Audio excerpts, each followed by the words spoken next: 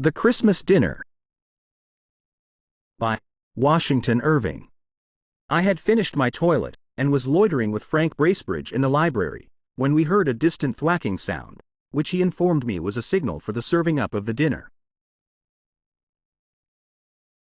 The squire kept up old customs in kitchen as well as hall, and the rolling pin, struck upon the dresser by the cook, summoned the servants to carry in the meats. Just in this nick the cook knocked thrice, and all the waiters in a trice his summons did obey. Each serving man, with dish in hand, marched boldly up, like our train band, presented and away. The dinner was served up in the great hall, where the squire always held his Christmas banquet. A blazing crackling fire of logs had been heaped on to warm the spacious apartment, and the flame went sparkling and wreathing up the wide-mouthed chimney.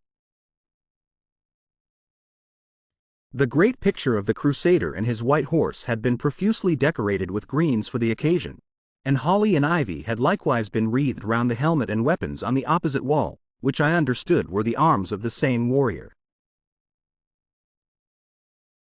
I must own, by the by, I had strong doubts about the authenticity of the painting and armor as having belonged to the Crusader, they certainly having the stamp of more recent days. But I was told that the painting had been so considered time out of mind, and that as to the armor, it had been found in a lumber room, and elevated to its present situation by the squire, who at once determined it to be the armor of the family hero. And as he was absolute authority on all such subjects in his own household, the matter had passed into current acceptation. A sideboard was set out just under this chivalric trophy, on which was a display of plate that might have vied, at least in variety, with Belshazzar's parade of the vessels of the temple: flagons, cans, cups, beakers, goblets, basins, and ewers, the gorgeous utensils of good companionship that had gradually accumulated through many generations of jovial housekeepers. Before these stood the 2 Yule candles beaming like 2 stars of the first magnitude. Other lights were distributed in branches, and the whole array glittered like a firmament of silver. We were ushered into this banqueting scene with the sound of minstrelsy, the old harper being seated on a stool beside the fireplace, and twanging his instrument with a vast deal more power than melody. Never did Christmas board display a more goodly and gracious assemblage of countenances. Those who were not handsome were, at least, happy, and happiness is a rare improver of your hard-favored visage. I always consider an old English family as well worth studying as a collection of Holbein's portraits or Albert Durer's prints. There is much antiquarian lore to be acquired, much knowledge of the physiognomies of former times. Perhaps it may be from having continually before their eyes those rows of old family portraits, with which the mansions of this country are stocked. Certain it is, that the quaint features of antiquity are often most faithfully perpetuated in these ancient lines, and I have traced an old family nose through a whole picture gallery, legitimately handed down from generation to generation, almost from the time of the Conquest. Something of the kind was to be observed in the worthy company around me. Many of their faces had evidently originated in a Gothic age, and been merely copied by succeeding generations, and there was one little girl, in particular, of staid demeanor, with a high Roman nose, and an antique vinegar aspect, who was a great favorite of the squire's, being, as he said, a Bracebridge all over, and the very counterpart of one of his ancestors who figured in the court of Henry VIII. The parson said grace, which was not a short familiar one, such as is commonly addressed to the deity in these unceremonious days, but a long, courtly, well-worded one of the ancient school.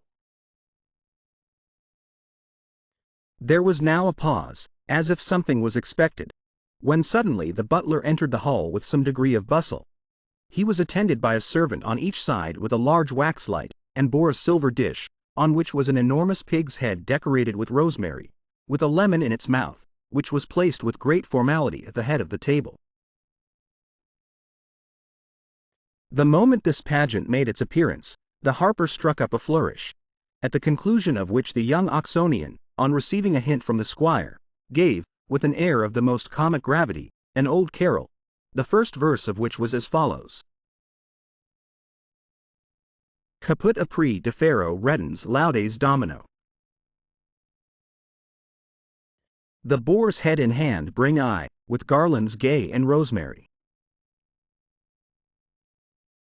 I pray you all sing merrily qui estis in convivio.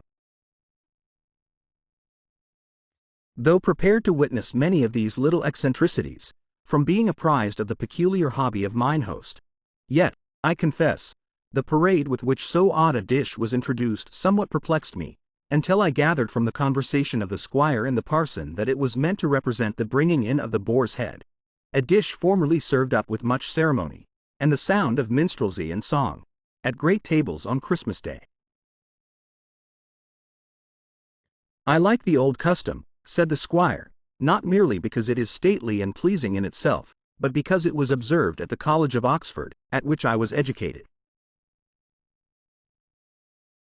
When I hear the old song chanted, it brings to mind the time when I was young and gamesome, and the noble old college hall, and my fellow students loitering about in their black gowns, many of whom, poor lads, are now in their graves.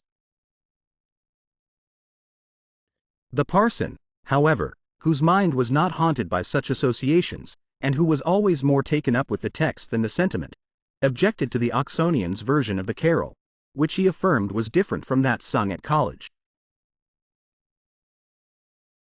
He went on, with the dry perseverance of a commentator, to give the college reading, accompanied by sundry annotations, addressing himself at first to the company at large, but finding their attention gradually diverted to other talk and other objects, he lowered his tone as his number of auditors diminished, until he concluded his remarks, in an under voice, to a fat-headed old gentleman next him, who was silently engaged in the discussion of a huge plateful of turkey. The table was literally loaded with good cheer, and presented an epitome of country abundance, in this season of overflowing larders.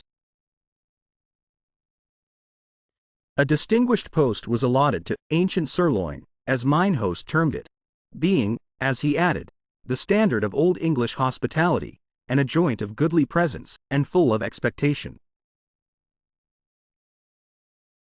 There were several dishes quaintly decorated, and which had evidently something traditionary in their embellishments, but about which, as I did not like to appear over-curious, I asked no questions. I could not, however, but notice a pie, magnificently decorated with peacock's feathers, in imitation of the tail of that bird, which overshadowed a considerable tract of the table. This, the squire confessed, with some little hesitation, was a pheasant pie, though a peacock pie was certainly the most authentical.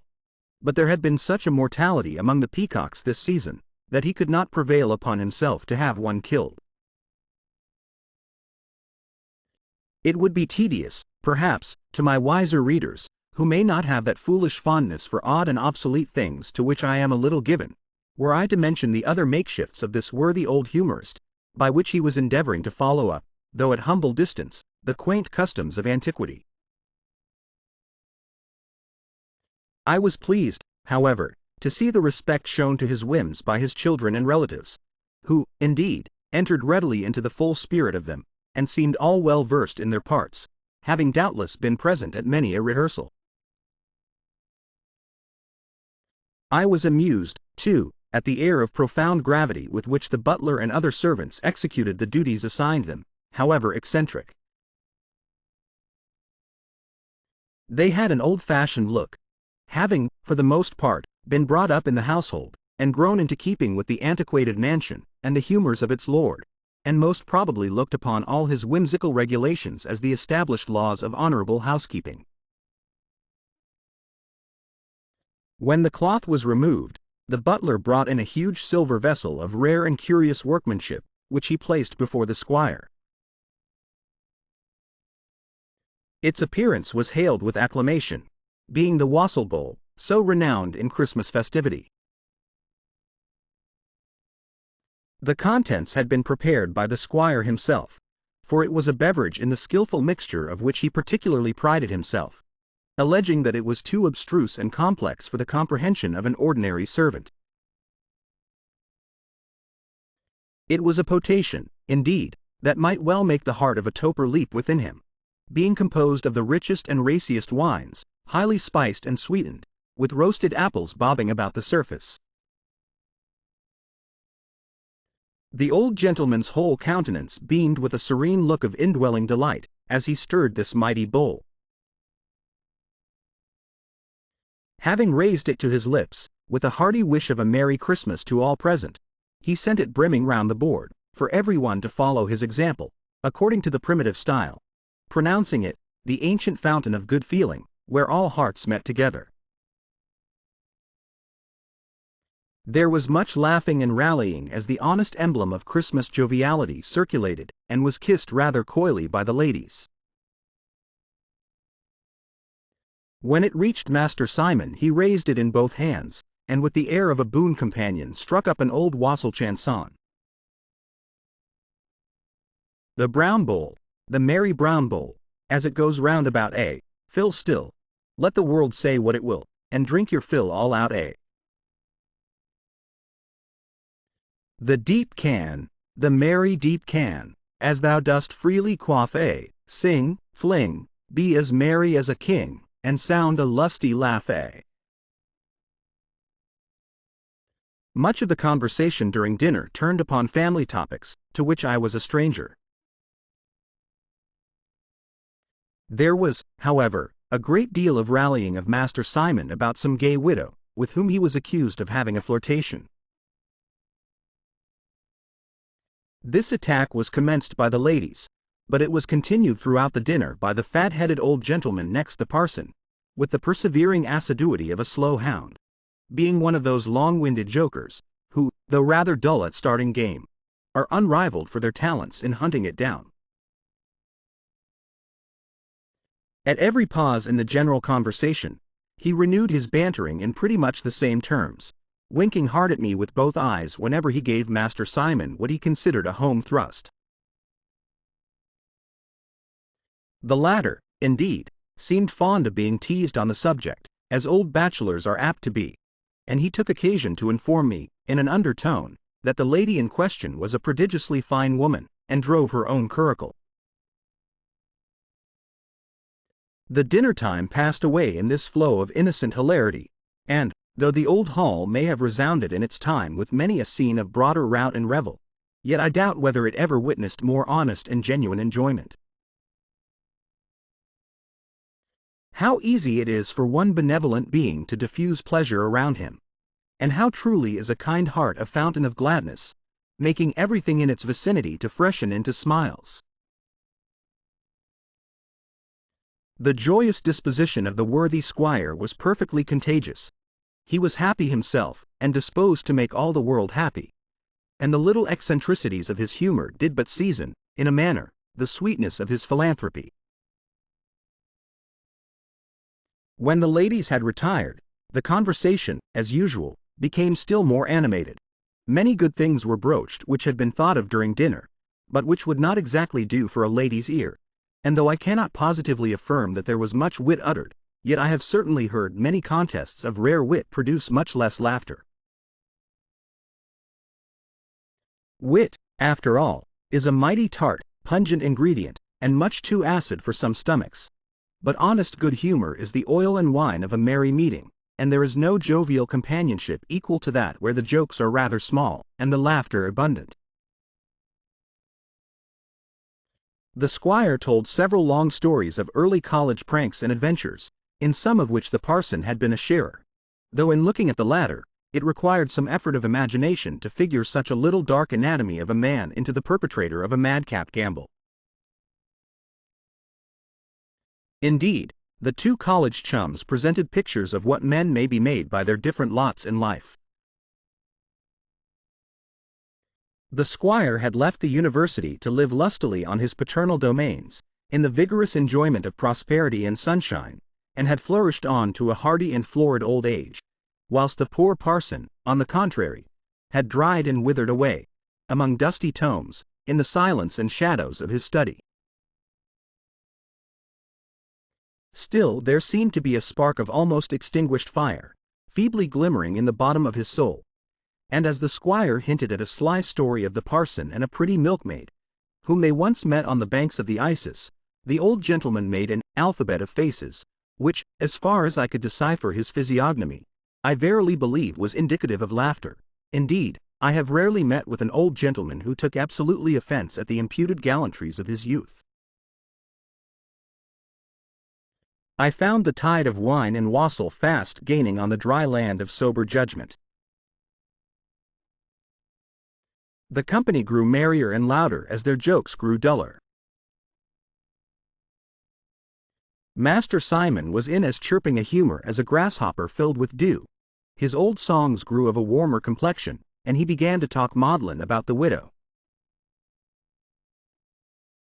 He even gave a long song about the wooing of a widow, which he informed me he had gathered from an excellent black letter work, entitled Cupid's Solicitor for Love, containing store of good advice for bachelors, and which he promised to lend me. The first verse was to this effect: He that will woo a widow must not dally, he must make hay while the sun doth shine. He must not stand with her, shall I, but boldly say, Widow, thou must be mine.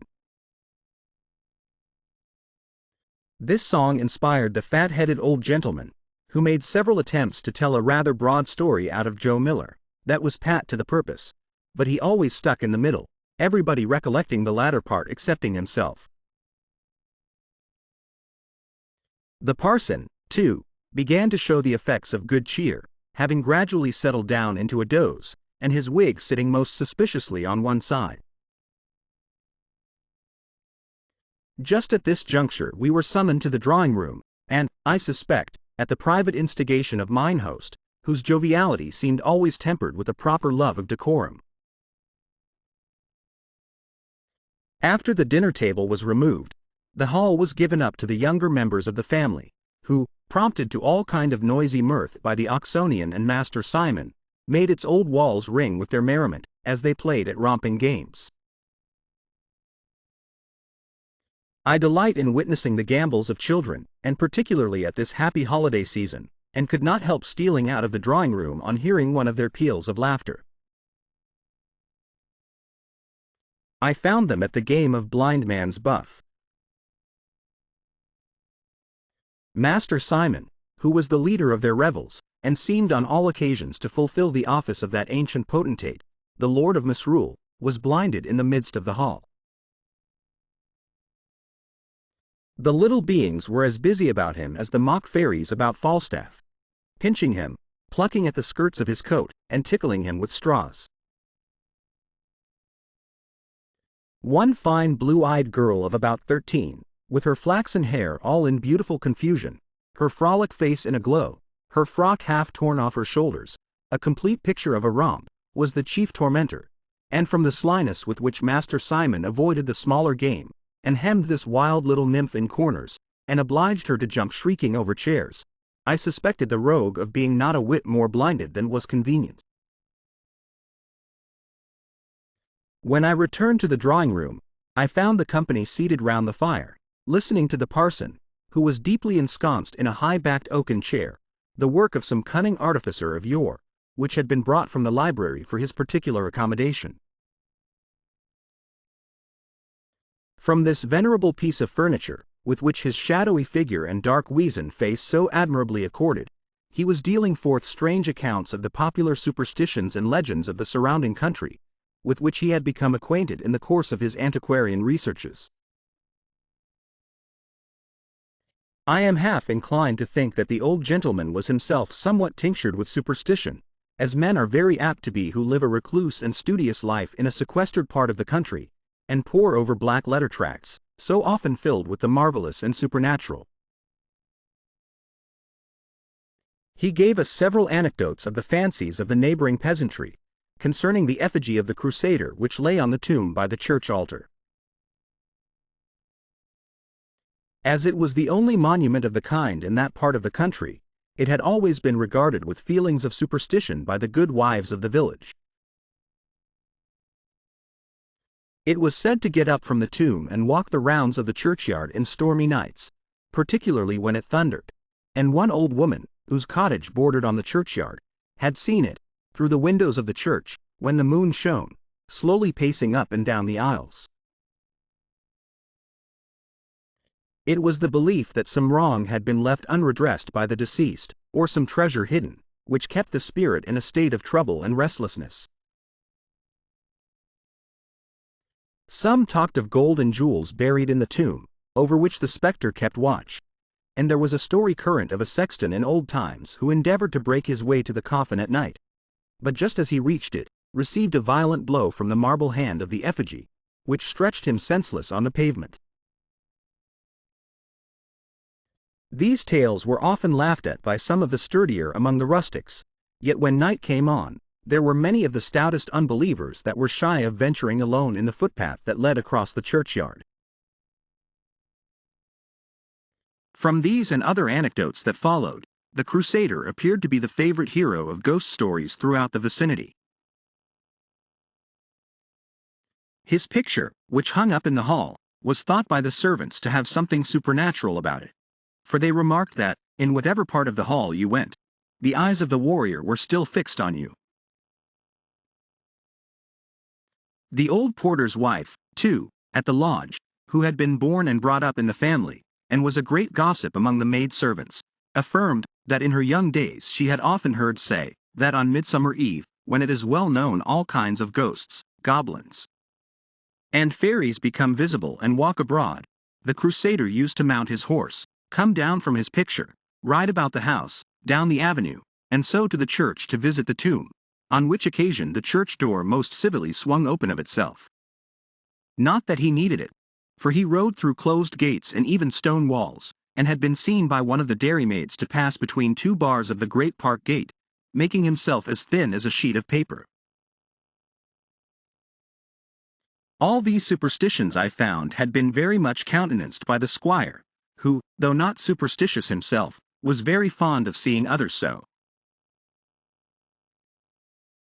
He listened to every goblin tale of the neighboring gossips with infinite gravity, and held the porter's wife in high favor on account of her talent for the marvelous. He was himself a great reader of old legends and romances, and often lamented that he could not believe in them, for a superstitious person, he thought, must live in a kind of fairyland. Whilst we were all attention to the parson's stories, our ears were suddenly assailed by a burst of heterogeneous sounds from the hall, in which was mingled something like the clang of rude minstrelsy, with the uproar of many small voices and girlish laughter. The door suddenly flew open, and a train came trooping into the room, that might almost have been mistaken for the breaking up of the court of Fairy. That indefatigable spirit, Master Simon, in the faithful discharge of his duties as Lord of Misrule, had conceived the idea of a Christmas mummery, or masking, and having called in to his assistance the Oxonian and the young officer, who were equally ripe for anything that should occasion romping and merriment, they had carried it into instant effect. The old housekeeper had been consulted, the antique clothes presses and wardrobes rummaged and made to yield up the relics of finery that had not seen the light for several generations. The younger part of the company had been privately convened from the parlor and hall, and the whole had been bedizened out, into a burlesque imitation of an antique mask. Master Simon led the van, as Ancient Christmas, quaintly apparelled in a ruff, a short cloak, which had very much the aspect of one of the old housekeeper's petticoats, and a hat that might have served for a village steeple, and must indubitably have figured in the days of the Covenanters. From under this his nose curved boldly forth, flushed with a frost-bitten bloom, that seemed the very trophy of a December blast. He was accompanied by the blue-eyed Romp, dished up as Dame Mince-Pie, in the venerable magnificence of faded brocade, long stomacher, peaked hat, and high-heeled shoes. The young officer appeared as Robin Hood, in a sporting dress of Kendal green, and a foraging cap, with a gold tassel. The costume, to be sure, did not bear testimony to deep research, and there was an evident eye to the picturesque, natural to a young gallant in the presence of his mistress. The fair Julia hung on his arm in a pretty rustic dress, as Maid Marian. The rest of the train had been metamorphosed in various ways. The girls trussed up in the finery of the ancient belles of the Bracebridge line, and the striplings bewhiskered with burnt cork, and gravely clad in broad skirts, hanging sleeves, and full-bottomed wigs, to represent the characters of roast beef, plum pudding, and other worthies celebrated in ancient maskings. The whole was under the control of the Oxonian, in the appropriate character of Mesroul, and I observed that he exercised rather a mischievous sway with his wand over the smaller personages of the pageant. The eruption of this motley crew, with beat of drum, according to ancient custom, was the consummation of uproar and merriment. Master Simon covered himself with glory by the stateliness with which, as ancient Christmas, he walked a minuet with the peerless, though giggling, Dame Mince Pie. It was followed by a dance of all the characters, which, from its medley of costumes, seemed as though the old family portraits had skipped down from their frames to join in the sport. Different centuries were figuring at cross hands and right and left. The dark ages were cutting pirouettes and rigadoons, and the days of Queen Bess jigging merrily down the middle, through a line of succeeding generations. The worthy squire contemplated these fantastic sports, and this resurrection of his old wardrobe, with the simple relish of childish delight. He stood chuckling and rubbing his hands, and scarcely hearing a word the parson said, notwithstanding that the latter was discoursing most authentically on the ancient and stately dance at the Pound, or Peacock, from which he conceived the minuet to be derived. For my part, I was in a continual excitement, from the varied scenes of whim and innocent gaiety passing before me. It was inspiring to see wild-eyed frolic and warm-hearted hospitality breaking out from among the chills and glooms of winter, and old age throwing off his apathy, and catching once more the freshness of youthful enjoyment.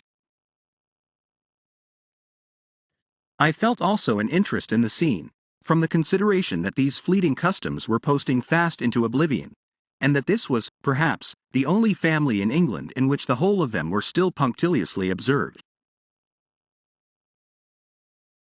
There was a quaintness, too, mingled with all this revelry, that gave it a peculiar zest. It was suited to the time and place, and as the old manor house almost reeled with mirth and wassail, it seemed echoing back the joviality of long-departed years. But enough of Christmas and its gambols. It is time for me to pause in this garrulity. Methinks I hear the questions asked by my graver readers. To what purpose is all this? How is the world to be made wiser by this talk? Alas! Is there not wisdom enough extant for the instruction of the world? And if not, are there not thousands of abler pens laboring for its improvement? It is so much pleasanter to please than to instruct, to play the companion rather than the preceptor. What, after all, is the mite of wisdom that I could throw into the mass of knowledge? Or how am I sure that my sagest deductions may be safe guides for the opinions of others? But in writing to amuse, if I fail, the only evil is my own disappointment. If, however, I can by any lucky chance, in these days of evil, rub out one wrinkle from the brow of care, or beguile the heavy heart of one moment of sorrow, if I can now and then penetrate through the gathering film of misanthropy, prompt a benevolent view of human nature, and make my reader more in good humor with his fellow beings and himself, surely, I shall not then have written entirely in vain. Thank you for watching and have a good day.